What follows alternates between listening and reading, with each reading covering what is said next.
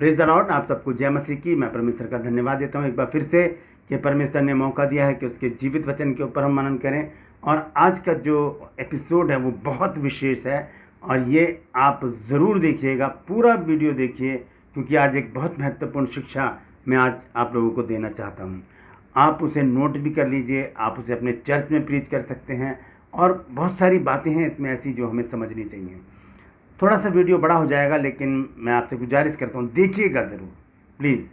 तो आइए, इसको शुरू करने से पहले मैं आपसे हमेशा की तरह एक गुजारिश करता हूँ कि मैं आपका दोस्त पास्टर राजमैसी आपसे मुखातिब हूँ और आप देख रहे हैं मेरा यूट्यूब चैनल जिसका नाम है ब्रदर राजमैसी। मैं आपसे गुजारिश करता हूँ कि आप मेरे चैनल को सब्सक्राइब करें, ये बेल आइकन को ज़रूर दबाएँ ताकि नोटिफिकेशन आपके पास पहुँचे और नया वीडियो आपके पास बिना व्यवधान के, बिना रुकावट के पहुँच जाए। मेरी वीडियोस को लाइक कीजिए, शेयर कीजिए और कमेंट सेक्शन में आकर मुझे ज़रूर बताइए कि आपको मेरा प्रयास कैसा लग रहा है। Praise the Lord. तो आइए आज के वचन को शुरू करते हैं, क्योंकि प्रभु यीशु मसीह का शुभागमन बहुत निकट है और हम देख रहे हैं कि चिन्ह चमत्कार दिख रहे हैं हमको। पूरा विश्व जो है हमें एक साइन दे रहा है इस बात का कि प्रभु यीशु मसीह बहुत शीघ्र आने वाले हैं। तो ऐसे मौके पर हमें क्या करना चाहिए वो मैं आज आपको बताना चाहता हूँ। मैं सबसे पहले जिक्र करूँगा रिश्तों की। हम अपने अजीज़ों से कितना प्यार करते हैं। हम अपने बेटे से, बेटी से, माँ से, बाप से, भाइयों से, बहनों से, पति से, पत्नी से, दोस्तों से और भी कोई रिश्ते जो होते हैं हम उनसे कितना प्यार करते हैं। ऐसा प्यार करते हैं कि हम उनके बिना रह नहीं सकते। अगर वो नाराज़ हो जाएं तो हम परेशान हो जाते हैं। फ़ोन मिलाओ, अगर फ़ोन स्विच ऑफ आ जाता है तो हम और ज़्यादा परेशान हो जाते हैं कि क्या बात हो गई, ऐसे हमसे बात नहीं कर रहे हैं। तो ये रिश्ते जो हैं हमारे, जिनसे हम बहुत प्यार करते हैं, ध्यान से सुनिएगा। आज हम अपने अजीज़ों से बहुत प्यार करते हैं, बहुत प्यार करते हैं और उनके बिना हम रह नहीं सकते, उन्हें देखे बिना नहीं रह सकते, उनसे बातचीत किए बिना रह नहीं सकते। जब तक हम उन्हें फ़ोन ना कर लें हमें चैन नहीं मिलता। ऐसे रिश्ते जिनके बिना हम रह नहीं सकते, जब प्रभु यीशु मसीह आएंगे तब उस समय इन रिश्तों का क्या होगा, ये मैं आज आपको बताना चाहता हूँ। मैं अपने बच्चों से बहुत प्यार करता हूँ और मैं चाहता हूँ कि वो जब प्रभु यीशु मसीह आए तो यीशु मसीह के साथ मेरा पूरा परिवार जाए। लेकिन क्या ऐसा हो सकता है? मैं हूँ और भी बहुत सारे लोग हैं, वो यही चाहते होंगे कि जब यीशु मसीह आए तो हमारा पूरा परिवार उनके साथ स्वर्ग में जाए। तो आज मैं इस बात को आपको बता देना चाहता हूँ कि जब यीशु मसीह आएंगे तब क्या होगा। आइए देखते हैं मत्ती 25 अध्याय और उसके 31 पद से मैं पढ़ूंगा, वहाँ पर क्या लिखा है। यहाँ लिखा है, जब मनुष्य का पुत्र अपनी महिमा में आएगा और सब स्वर्गदूत उसके साथ आएंगे तो वह अपनी महिमा के सिंहासन पर विराजमान होगा।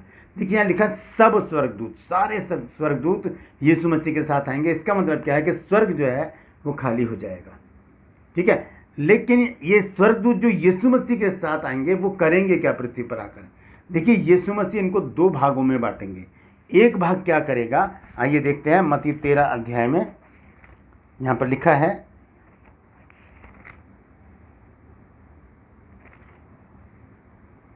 इकतालीस आयत में, मत्ती 13 की 41 में, मनुष्य का पुत्र अपने स्वर्गदूतों को भेजेगा और वे उसके राज्य में से सब ठोकर के कारणों और कुकर्म करने वालों को इकट्ठा करेंगे और उन्हें आग के कुंड में डालेंगे। वहाँ रोना और दांत पीसना होगा। उस समय धर्मी अपने पिता के राज्य में सूर्य की नाई चमकेंगे। जिसके कान हो वो सुन ले। क्या करेंगे? जो आधे स्वर्गदूत होंगे उन लोगों को इकट्ठा करके लाएंगे जो कुकर्मी हैं और जो ठोकर का कारण है।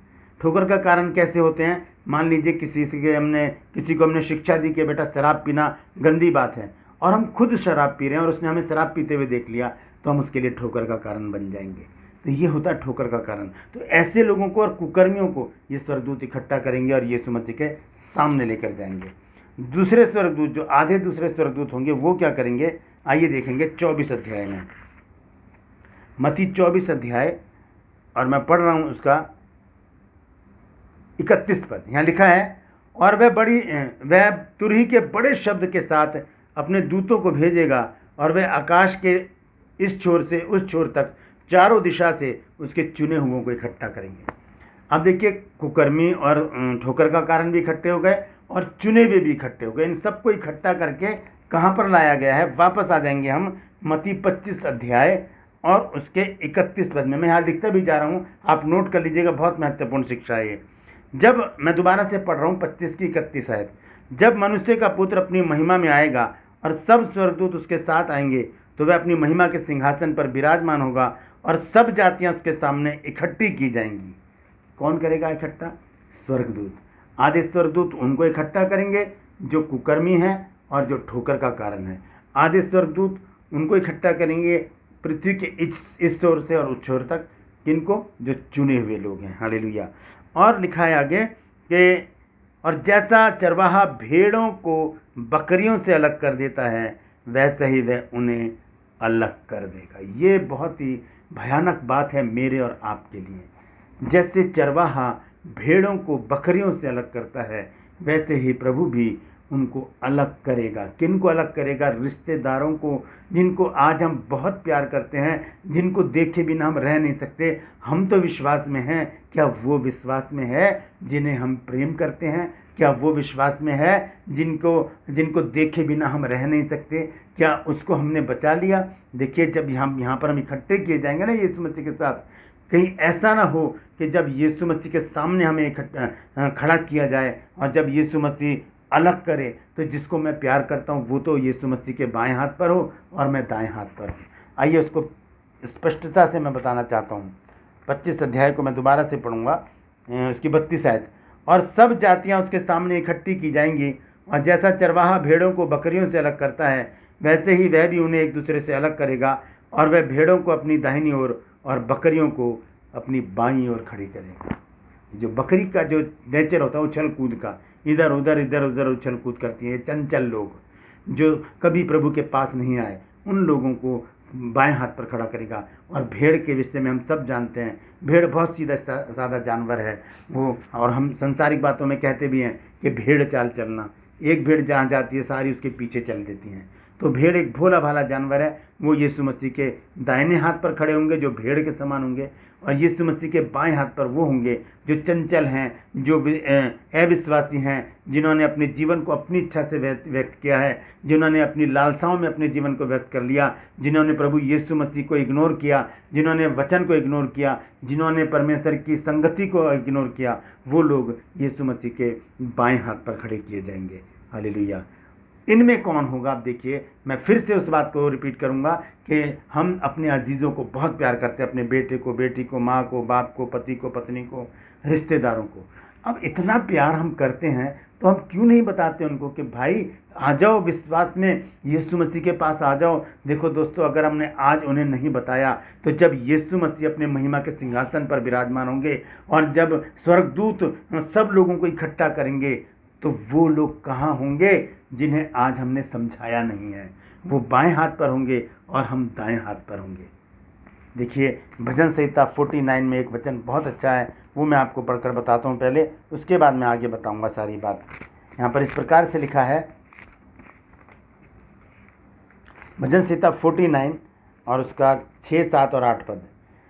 जो अपनी संपत्ति पर भरोसा रखते हैं और अपने धन की बहुतायत पर फूलते हैं, उनमें से कोई अपने भाई को किसी भांति छुड़ा नहीं सकता, और ना परमेश्वर को उसकी संति प्रायश्चित में कुछ दे सकता है, क्योंकि उसके प्राण की छुड़ौती भारी है और वह अंत तक कभी चुका ना सकेगा। लिखा है कि वो अपने धन की बहुतायत से भी अपने भाई को छुड़ा नहीं सकता। कहाँ से? यहीं से जहाँ यीशु मसीह बैठे हैं अपने महिमा के सिंहासन पर, और मेरा भाई जो है वो बाएं हाथ पर है, मैं विश्वासी होकर दाएं हाथ पर हूँ। तो अगर मैं 2000 का नोट निकाल कर प्रभु को दूंगा, प्रभु ये पैसे ले लीजिए और मेरे भाई को इधर कर दीजिए, नहीं चलेगी रिश्वत। वहाँ पर कोई रिश्वत नहीं चलेगी, कोई रोना धोना नहीं चलेगा, क्योंकि अनुग्रह का समय समाप्त हो जाएगा उस समय। और प्रभु यीशु मसीह तब कह देंगे कि अब कुछ नहीं कर सकता मैं, अभी जब तुम्हारे पास समय था तब तुमने अपने अजीजों को नहीं समझाया, अब ऐसा नहीं हो सकता। दोस्तों, हम देखते हैं एक धनवान व्यक्ति था जो बहुत ही धूमधाम से रहता था,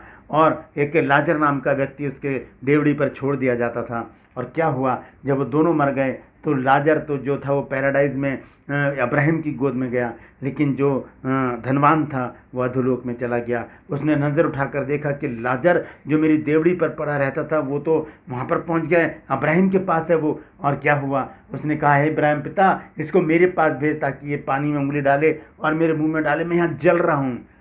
अब्राहम ने कहा, ऐसा नहीं हो सकता, तू अपने जीवन में अच्छी चीज़ें ले चुका है और ये बुरी चीज़ें, इसलिए अब ऐसा नहीं हो सकता। और सबसे बड़ी बात, हमारे और तुम्हारे बीच में एक बहुत बड़ा गड्ढा है, ना तो हम उधर जा सकते हैं ना वहाँ से कोई इधर आ सकता है। तब उसने कहा कि इसे मेरे भाइयों के घर में भेज दे, क्योंकि मेरे भाई भी ऐसा ही जीवन जी रहे हैं। 5 भाई और थे उसके। अब्राहम ने कहा कि नहीं, ये भी नहीं हो सकता, उनके पास मूसा और भविष्यवक्ता की पुस्तक है, वो पढ़ें। आज हम बाइबल नहीं पढ़ रहे। आज हम अपने अजीज़ों को, जिनको हम बहुत प्यार करते हैं, मेरा बेटा, मेरी बेटी, मेरी माँ, मेरे बाप, मेरा दोस्त, मेरे अजीज़, कितना प्यार करते हैं हम, गले मिलते हैं उनके, हाथ मिलाते हैं। आज हम हाथ भी मिला लेते हैं, गले भी मिल लेते हैं, लेकिन उस समय जब न्याय का समय होगा, यीशु मसीह हमें दो फाड़ कर देगा। एक तरफ हमारे अजीज़ होंगे, एक तरफ हम होंगे। अगर हम नहीं सिखा रहे हैं अपनों को, जिन्हें हम प्रेम करते हैं, तो हम सेल्फिश हैं, हम मतलबी हैं। हम तो बच गए, हम उन्हें क्यों नहीं बचा रहे? ज़रूरी है उन्हें बचाना। अगर आज आपके घर में कोई नशे से पीड़ित है, अगर आज आपके घर में कोई लड़ाई झगड़े से पीड़ित है, अगर आपके घर में विश्वासी नहीं है, तो सबसे पहले उसे समझाएं। कहीं ऐसा ना हो कि हम ठोकर का कारण बन जाएं और हम भी बाएं हाथ पर आ जाएं। उन्हें बता दें कि यीशु मसीह आने वाला है, यीशु मसीह के पास आ जाओ, यीशु मसीह के ऊपर विश्वास करो। वही हमारा उद्धार करता है, वही हमें जीवन देता है, वही हमें भोजन देता है, वही हमें पानी, सब कुछ हमें मुहैया कराता है। वो प्रभु आने वाला है, वो बहुत जल्दी आने वाला है, और जब वो न्याय सिंहासन पर बैठेगा तो वो सब कुछ अलग अलग कर देगा। अभी दोस्तों हमारे पास समय है, हम अपने अजीज़ों को झपट कर आग में से निकाल लें, उन्हें पकड़ लें, कहीं ये गर्क में ना चले जाएं, नरक में ना चले जाएं। हम उस समय हम कुछ नहीं कर पाएंगे दोस्तों, हम कुछ नहीं कर पाएंगे। हमारे पास कितना ही पैसा क्यों ना हो, वो पैसा देकर हम अपने अजीज़ों को यीशु मसीह के बाएं हाथ से दाएं हाथ पर नहीं ला सकते। अभी हमारे पास समय है, अभी हम उनके साथ हाथ भी मिलाते हैं, अभी हम उनके साथ गले भी मिलते हैं, हम उनसे बातचीत भी कर लेते हैं। तो चाहे वो बुरा मान जाए, उनसे बातचीत करें, उनको बताएं कि भाई, बहन, बेटा, प्रभु के पास आ जाओ, क्योंकि समय बहुत निकट है, बहुत जल्दी प्रभु यीशु मसीह आने वाले हैं, सब कुछ समाप्त हो जाएगा, ये कुछ भी नहीं रहेगा। और ऐसा ना हो कि तुम जब यीशु मसीह अपने आगमन में आए तो तुम्हें बाएं हाथ पर खड़े हो। दोस्तों आज हमारे पास समय है, ये बहुत गंभीर बात है, ये बहुत गंभीर बात है दोस्तों, कि हम तो बच गए, हमने अपने उस अजीज़ को बचाया ही नहीं, जिसको हम बहुत प्यार करते हैं, जिसको देखे बिना हम रह नहीं सकते, जिसके साथ खाना खाए बिना हम रह नहीं सकते। जब तक वो आए नहीं, हमें चैन नहीं मिलता, जब तक हम उससे फ़ोन पर बात नहीं कर लें, हमें चैन नहीं मिलता। तो क्या जब यीशु मसीह आएंगे, वो अच्छा लगेगा कि वो बाएं हाथ पर खड़ा हो और आप दाएं हाथ पर? अगर ऐसा है तो हम मतलबी हैं, आज ही हम उनको बचा लें। देखिए, मैं जानता हूँ कि सुनेगा नहीं कोई, जो इस तरह से परिपक्व होते हैं, जो ढीठ किस्म के लोग होते हैं, वो सुनते नहीं हैं, लेकिन उनके लिए हम प्रार्थना कर सकते हैं। उनके लिए प्रार्थना करें ताकि उनका भी जीवन बदले और वो भी हमारे साथ दाएं हाथ पर खड़े हों यीशु मसीह के। और जब यीशु मसीह हमें अपने साथ ले जाएं तो हमारा पूरा परिवार, पूरा कुटुंब प्रभु के साथ जाए। तो यीशु मसीह ने कहा, जब पवित्र आत्मा तुम पर आएगा तब तुम सामर्थ पाओगे, और सारी यरूशलेम, यहूदिया, सामरिया और पृथ्वी के छोर तक मेरे गवाह होगे। ये मतलब क्या है कि घर, यरूशलेम का मतलब है घर, सेवकाई घर से शुरू होती है दोस्तों। आज हम उनको पकड़ लें जो भाग रहे हैं, जो व्यर्थ के जीवन जी रहे हैं, जो नशे में है, गाली गलौज में है, लड़ाई झगड़े में है। उन लोगों को, अपने दोस्तों को, अपने प्यार करने वालों को, जिनके बिना हम रह नहीं सकते, उन्हें पकड़ कर उन्हें समझा लें। बुरा लगेगा, हो सकता है आपको वो मार भी दें, सह लें। अगर उनको बचाना है तो सहना पड़ेगा। ऐसा ना हो कि जब यीशु मसीह अपने आमद में आए, जब यीशु मसीह महिमा के सिंहासन पर बैठकर जब न्याय करे, तो वो तो बाएं हाथ पर हों और हम दाएं हाथ पर खड़े हों। तब कोई पैसा, कोई पढ़ाई लिखाई कुछ काम नहीं आएगी। उस समय प्रभु यीशु मसीह कह देंगे कि हे सांप के बच्चों, मैं तुम्हें नहीं जानता कि तुम कौन हो। हालेलुया। दोस्तों बहुत गंभीरता से विचार करिएगा इस बात पर। कि क्या करें हम अपने अजीज़ों के लिए। प्रार्थना, हालेलुया, प्रार्थना करें उनके लिए। उनका जीवन बचाना है दोस्तों हमको। अगर आपके घर में कोई ऐसा जन है तो आप उसके लिए अभी से प्रार्थना करें और मुझे भी कमेंट सेक्शन में उसका नाम लिखें, ताकि मैं भी उनके लिए प्रार्थना करूं, ताकि जब यीशु मसीह अपने सिंहासन पर बैठे तो वह अजीज़ आपका आपके साथ यीशु मसीह के दाएं हाथ पर हो। हालेलुया। धन्यवाद देता हूं प्रभु को इस सुंदर वचन के लिए। इस वीडियो को शेयर कीजिए ताकि बहुत से लोग इस बात को जान सकें कि हमने किसको छोड़ रखा है। ऐसे ही पकड़ लें उनको, जाने नहीं दें। कहीं ऐसा ना हो जिन्हें हम आज बहुत प्यार करते हैं वो बाएं हाथ पर खड़े हैं। हालेलुया। परमेश्वर इन वचनों के द्वारा हम सबको आशीष दे। मैं आपसे गुजारिश करता हूं कि इस वीडियो को शेयर कीजिए, आगे बढ़ाइए, बहुत से लोगों तक पहुंचाइए, ताकि ये संदेश एक एक जन के पास जाए और जिनके घरों में गड़बड़ है वो घर सुधर जाएं। और जब यीशु मसीह अपने महिमा के सिंहासन पर विराजमान हो तो पूरा परिवार दाएं हाथ पर खड़ा हो। हालेलुया। परमेश्वर आप सबको आशीष दे।